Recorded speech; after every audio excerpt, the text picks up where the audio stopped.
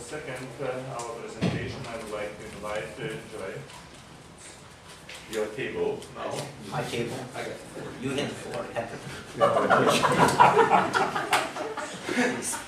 floor for you. We should go to real estate business.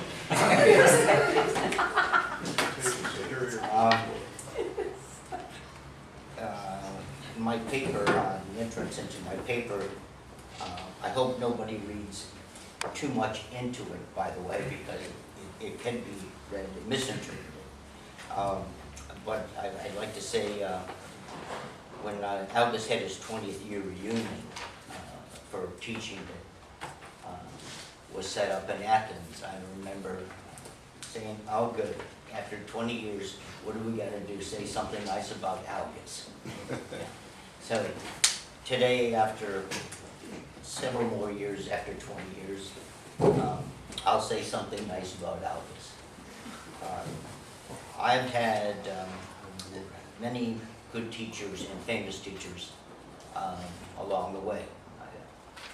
I've studied with some good people in sociology, like John O'Neill, and who was a good teacher, who was Phenomenology, Merleau-Ponty, William Lease, student of Herbert Barnacuse's.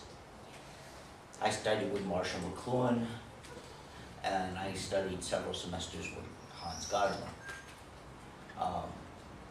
Some were good teachers. There was one who was a good celebrity. But there has been no teacher that I've ever had that was better than Algis. So in terms of my own genealogy, and I've at least had some good experiences, Algis is the #1 above all of those head and shoulders.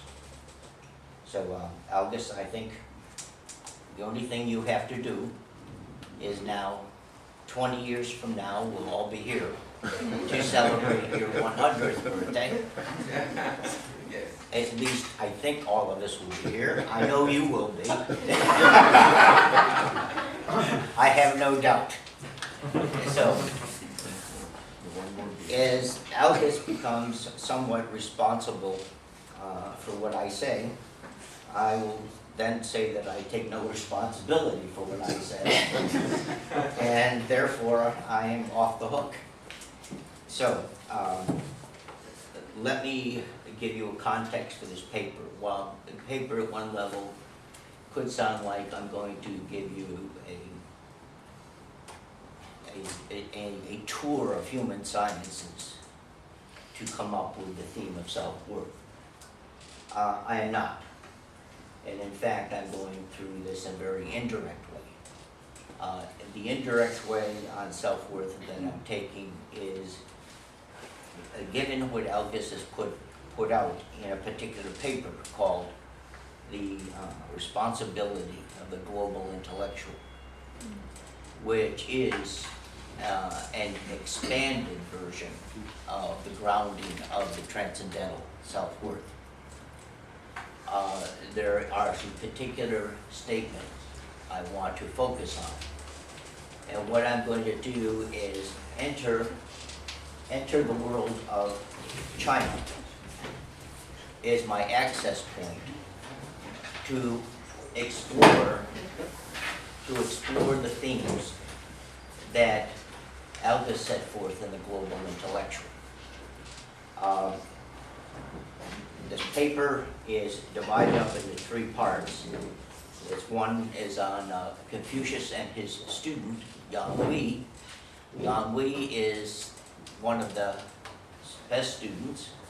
However, Yang Hui dies. And for me to enter into this, I selected this particular model.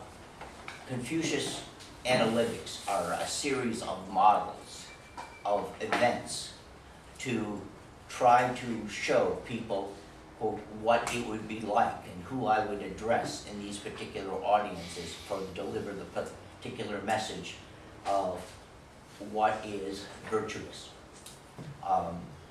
The analytics are put together by Confucius' students. They were not written by Confucius. So what you have is a a sort of a series of events. I took a particular event and tried to push it all the way through. Well, I pushed it so far that I didn't know where I was going, and I ended up in a very strange place. And so what I'm going to do is actually show you the strange place I ended up, because I had no choice when I started but to get there. You know, this one was a paper that really took me. I mean, it was sort of like, okay, the hand's going, so it goes. Algis has, quote, the responsibility of the global intellectual is to raise the question of the legitimacy of a life world with respect to the lived fulfillment of intrinsic self-worth. This is a question of self-worth as whether the life world offers fulfillment and confirmation of this intention. And Algis then puts into certain kinds of questions. What are the questions? Can I act as I always acted and fulfill the intention of self-worth? The embodied requirements are honor, dignity, self, and respect and justice. If these activities are not fulfilled in my activities, then the legitimacy of the life world is placed in an absolute question, revealing at the same time that there is an awareness of an absolute self-worth, and there is more. In today's world, these questions are raised in many disciplines, often unrecognized as such, and there are clearly questions in our world outside of Western civilization. In order to take up this question of self-worth as a part of everyday world of politics, education, and family life, and popular culture, I explored the case of China. I want to bring out to you that in the case of contemporary China, it is, since 1980s, Confucius has been a part and parcel of the ideological commitment of the Chinese Communist Party to make sure that Confucius that is lived every day now rises to the surface. Part of it is a version of becoming ideological as a politic, but the second is to create in a transitional world a means of stability, a means of ethical and moral conduct that would be so set in place given this transition. Strangely enough, there was a kind of prevision that the party had as to what they've seen around the world, what transition does. It changes things quickly, dissolves them. And Confucius is one part. They raised this to a level, but Confucius was alive and well all the time. In the following, I will address the oscillating foreground of Confucius' sociality and indicate the universality of the criteria for the absolute self is the very stuff of human sciences. I will enter into the characterization of Confucius and Ennui. I will actually have to look at differing registers of expression to render the background. For instance, to render this background, I have to utilize architecture, landscape painting, and medicine of China to access this particular point. That's why I say I got into strange domains. This is part of the introduction. This is where I ended up. In order for these to seek these original formations, our efforts are put in the domain of the passive synthesis and the kinesthetic domain of interactivity of concrete moral relationships. I will skip very gingerly over some of these things. I want just to point out to you that you probably are most familiar with China, and everybody who's ever been part of a motorcycle gang, and I assume everybody has, you probably more of the yin-yang on the back of your shirt or the back of your jacket, and you see the white and the black, and they oscillate, supposedly, okay? And what that oscillation is a polarity structure of sweet and sour, if you will, that sweet gives rise to sour, sour gives rise to sweet. They are indissolubly bound. That is a very simple way of understanding, even though that's a true movement. There's it's much more complex when we get to a different level of analysis. And then that is the level of elements as they move through the same movement, but there then becomes a tricky movement, which is still a trick as far as I'm concerned, because I was not able totally to solve it. But in order to move farther in, I chose Yanhui basically because I do know enough about China to understand that life, you only can understand life, or life world anyways, through understanding death in the Chinese. To understand death and their practices, you will come to understand life. Because life is never taken on as directly. In Chinese, if you want to get to the positive, if you will, you have to go through the negative side. So once you go through the negative side, it is only that way you can get to the positive statement. All right? In other words, if you want to get to understand taste, you don't understand through taste, you have to understand through tasteless. Okay? Now, the Chinese, in terms of death, and I'll move this very quickly. For the Chinese, death is just basically an everyday part of life. You die. Everybody dies, it's no big deal. However, is there supposed to be grief? Of course there's supposed to be grief. The amount of grief at the loss of anybody who you care for in Chinese culture is one that commands grief. However, the type of grief may be the issue because of the type of life the particular person led. The good life, according to Confucius, would have been the one which exercises the virtues. And the exercises of the virtues there are 5, but there are 2 that are most prominent. It's called Ren or Gen, which is the person. The person comes, and that person is supposed to be benevolent, so it's always outer directed. And there's Li, which you end up by either call them rituals or, if you will, filial piety. Filial piety is that respect and benevolence towards family. Now, the issue of family here becomes the extended family. It is just not the, quote, mom and pop. The mom and pop, yes. Brothers and sisters, yes. Extended aunts and uncles, yes.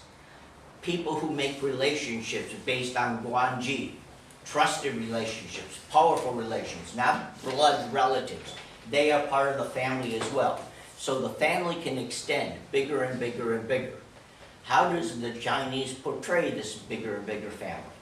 One of the stories you probably have seen is the fact that if I want to show you how the Chinese family tree gets put together, I can throw a pebble into the water. Once the pebble hits, the splash happens. And as you see these ripples ripple among each other, tense up and dissolve and circle around. As they move out, the inner circle is your immediate family, then aunts, then uncles, and farther and farther. That is the most important. However, in new transition, the pebble still goes out. It splashes out and out and out. But in the modern world, it is happening that the least of the family, the new friends, the new trusted friends, are becoming as important as the family. Because in the world of commercial global life, that family now is, the outer ring is coming to be almost as important as the inner ring, which was it before, not the case. So there's a number of little, quote, metaphors, if you will, or tropes, depends on how literary you want to be, in the Confucius work, and which will give you a clue to the family relationships. Now, Li is very important, that's Li. But also there's one that's usually people miss, and that is the concept of face. Because the face is one of losing face and having face. Actually puts into a different situation, almost like was said earlier in the paper on degradation. Having face, there is a way of saying, I give face in Chinese, it's a very cumbersome way. And how do I give face? I give face by actually elevating the person who is a friend in front of others, by showing them that I am a good friend, and if I have guanji with people, and I bestow and transfer with him this trust, he becomes elevated. But by elevating him, I also elevate myself. However, though, if I get and speak ill of him, and I basically do something that is offensive to him, and he loses face, and then I am degraded at the same time. One doesn't happen without the other. The notion of giving face and saving face had a very literal meaning. It is metaphorically well, I shouldn't say it's more metaphor, but there was a theory about its literalness. Metaphor of literally saving face means to have your face cut off is to lose face. But Ren is also persona. So if you want to achieve, quote, elevation, honor, and dignity, your friend who you elevate elevates you, and you have good face, but good face also means you got and showed good propriety towards your friend. So now you're hitting the circle between Li, Ren, face, and it just keeps on going. That circle now becomes a circle within the movement of the yin and yang. See, the circle, now it gets a little bit more complex. We've added another dimension. So it doesn't look as pretty. Now it gets way more complex than that. That gives you a clue to death, what life means, honor, how you elevate somebody, how to save face. As I was going through this, I found the challenge always was, and the question is, why is Confucius so grieving for this student? He had other students that died. I guess that probably was not a good idea to have a lot of Confucius students dying. But he had, and he grieved, but never as much as this student. Okay, I said, you know, I'm looking, all right? I'm looking to see how I can come to see. Well, I come to see a little bit by a strange naming of something.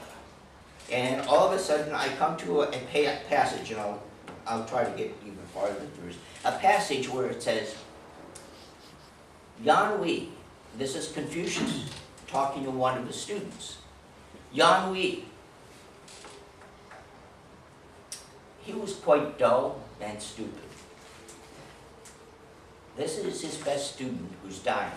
He's grieving at the grave and says, Yan Wei was stupid, dull. Okay, now I figure I'm stumped. I don't get it. But I had to look at something. And I won't bore you with how I had to find it, but it was a methodological strain. Let's put it that way. I've come to find out, when you're dealing with translations, you have Confucius text, then you have a translation, then you have the English translation of the translation, and then you have other people's translations. So now I had to look at everybody's translation to see if I could catch the sense of what could be here. And then I had to catch the sense about with other excerpts that started to show up within the text. I didn't want to stay this closely to the text. I wanted to sort of move away and allow this to move for itself. However, what I found out is that there was this notion of stupid was a too literal a translation for this particular author that I read, much too literal, because actually in the greater sense of the Chinese tradition, it is notion of dull, but actually it connotes something else. And it connotes something like bland, B-L-A-N-D. Now, bland and stupid, only if stupid means insipid, do you get a chance to think of it as bland in our language, in English language. But this now, I had to go back, was translated from the French. And the French translation of the word dull was fadur, to fade. So the fade was a dulling, but in the language of translation, it became bland. But as I read further, I said, I can use the word bland, and it would make sense, but really the word should be to fit all the cases. There are 5 elements, 5 notions of a song, 5 elements, 5 virtues. There's 5 in everything, but to satisfy all these 5 conditions of where you might have something called dull or bland, they would be better served by the word muted, and not by bland. And then all of them would make sense. Because if I took one, only 1 or 2 would make sense, but the rest of them would not.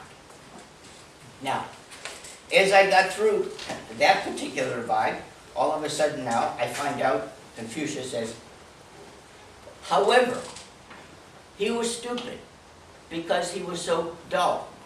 Think bland, muted in character.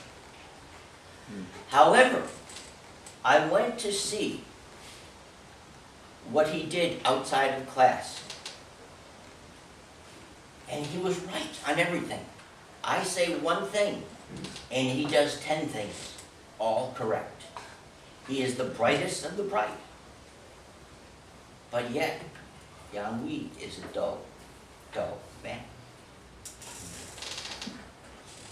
The notion of this incantation to blandness, dullness, shows up. It shows up in architecture, literature, more prominently. It shows up clearly in the landscape architecture, landscape in general. The notion that there is a muted background, and from this dullness, from this mutedness, there arises a differentiation of color. The differentiation of color is a differentiation of personality. And the fact that that particular muteness gives rise to all of them and none of them. It is the primal undifferentiated dullness, which becomes the mute world, as understood within Confucius. Consequently, Confucius goes on in another part of the text, and he says, all things are visible. And I'll come back to Yang Hui in a bit. All things are visible. I saw Yang Hui's character in operation. I've seen the color of his personality in different situations. But yet in class, he's a very dull man, undifferentiated. Compared to some of the other students who always questioned. Yang Hui would never question. He would stay there in silence, never question. In fact, Confucius said, he will never be any help to me. He never asked a question. Then why are you crying? Why are you grieving so much, out of control, one of the students says. Because Yang Hui not only is a good man, but he's a better man than you. And he's a better man than I. Now Yang Hui is a better man than I. Yang Hui's dullness in character was the condition that makes me a dull boy. So, to make things short, what we find out in what I was going to is you start finding out the high complementarity to Confucius' work was actually, as you go into it, the Taoism coming strongly to the force to complement Confucius's work. And consequently, in the Quan Tzu, you look, there is a passage. And that passage basically states, now summarize it, it says, Yang Hui, it's a conversation between Yang Hui and Confucius in the Quan Tzu. All of a sudden, the story goes, well, Yang Hui, what have you learned? he said, I've learned how to lose my hands, I've learned how to lose my feet, I've learned how to lose my body. And he said, are you still a virtuous person? Yes, I am a virtuous person. Okay, if you're a virtuous person and you learned how to lose your hands and lose your body, yes, and you can lose, you, Confucius, can you lose your memories? You must forget. And so Confucius says, Yanhui, will you be my teacher? The end of the story is now Yanhui becomes the teacher of Confucius. And he's grieving because that path now has been cut off. But he can keep the memory alive by using Yanhui's name, because in Chinese, as long as you use the name, they're still alive. And in this case, time has struck its ugly head, and death may come to this paper. Thank you.